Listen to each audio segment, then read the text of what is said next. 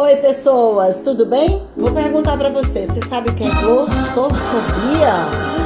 É o medo de falar em público. Para algumas pessoas é um palavrão, causa um sofrimento tão grande, é tão doloroso, é tão difícil. Uma pesquisa recente no Reino Unido com 3.000 pessoas, 41% dos entrevistados afirmaram que tem mais medo de falar em público do que da morte ou de problemas financeiros. Já pensou o quanto deve ser difícil para essas pessoas falar em público? Por isso, hoje eu escolhi falar sobre isso. Mas por ser um tema tão delicado e envolver nuances emocionais, às vezes até um trauma, eu resolvi resumir isso em 5 passos que eu acho que podem ajudar aqueles que estão começando e podem reforçar para aqueles que já sabem fazer.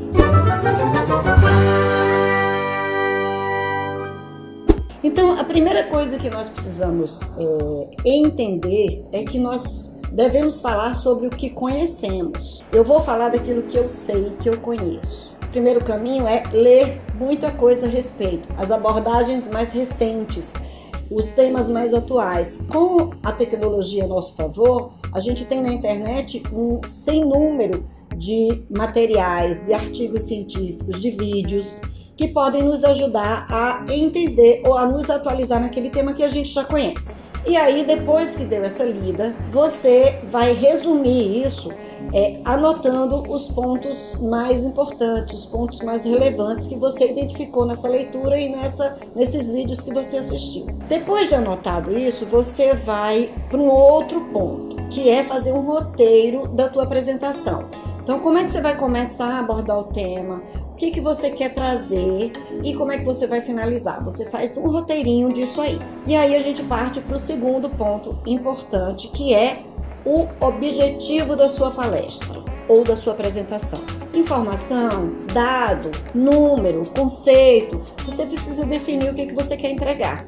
Se você pudesse responder numa palavra, o que eu gostaria que meu público levasse para casa, pensa nessa palavra e faz a tua apresentação com esse foco.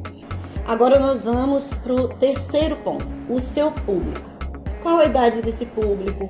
Qual o nível de conhecimento que esse público tem sobre o assunto? Se é um público que já domina o assunto, se é um público que não tem conhecimento nenhum. Se esse público já conhece, você precisa elevar o nível da sua apresentação, né? O conteúdo tem que ser mais robusto, mais complexo. Se é um público que não conhece, você precisa entregar essa mesma robustez de forma mais simples, porque as duas coisas mais importantes da sua apresentação são o seu público e o seu conteúdo.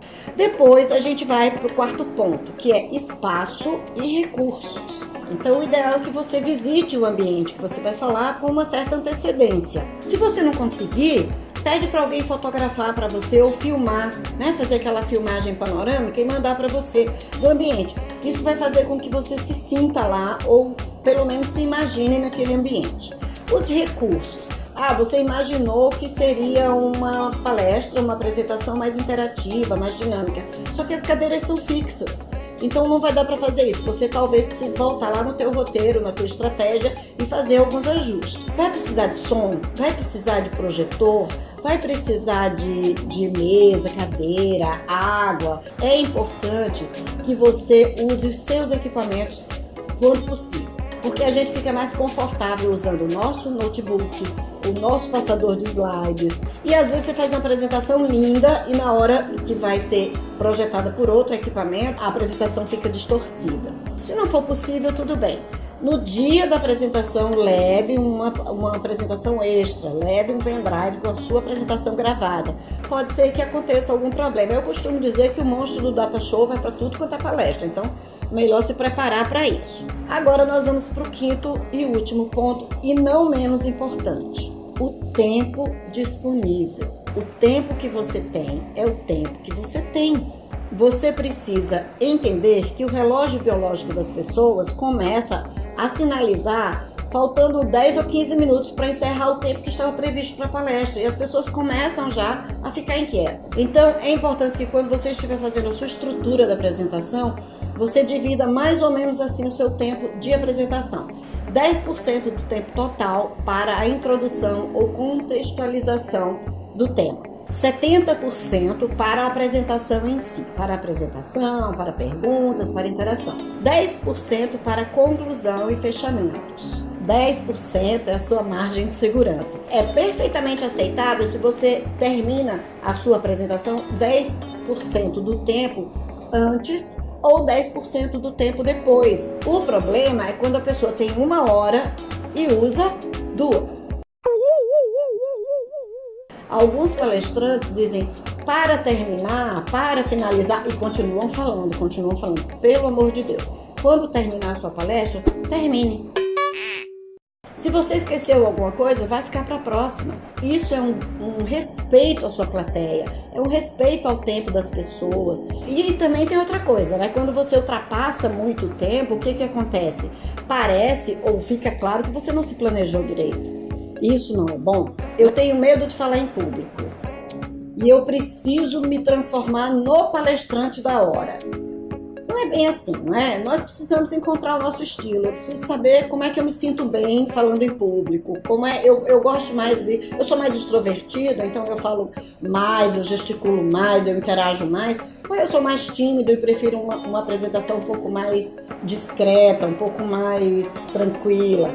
Eu preciso encontrar esse caminho para que eu possa me sentir confortável. E como qualquer outra competência, pode ser desenvolvida e aprendida a partir da prática. Então eu tenho que estudar, eu tenho que ver vídeos, eu tenho que entender como é que eu funciono, eu tenho que me ver falando. Eu preciso gravar as minhas apresentações e começar a enxergar onde que eu posso melhorar, onde que eu me sinto mais à vontade, mais confortável. E é por aí. E para finalizar, a dica da Lelê é uma dica muito simples. Respire. Respire antes de entrar, respire durante a apresentação e respire depois da apresentação. O nosso cérebro precisa de oxigênio para funcionar. Então, se durante a palestra der um branco, e vai dar, porque todo mundo já passou por isso. A Fernanda Montenegro que fala isso, o dia que ela parar de ficar nervosa para entrar em cena, ela vai deixar de trabalhar. Então isso também é autoconhecimento. À medida que você vai exercitando, você vai melhorando a sua performance. Então, gente, eu espero que esse vídeo tenha ajudado vocês. Se ajudou, deixa os comentários aí embaixo. Eu quero conversar com vocês, quero interagir, quero saber como é que vocês se sentiram assistindo esse vídeo. Depois ponham em prática o que a gente sugeriu e me contem os resultados. Até breve!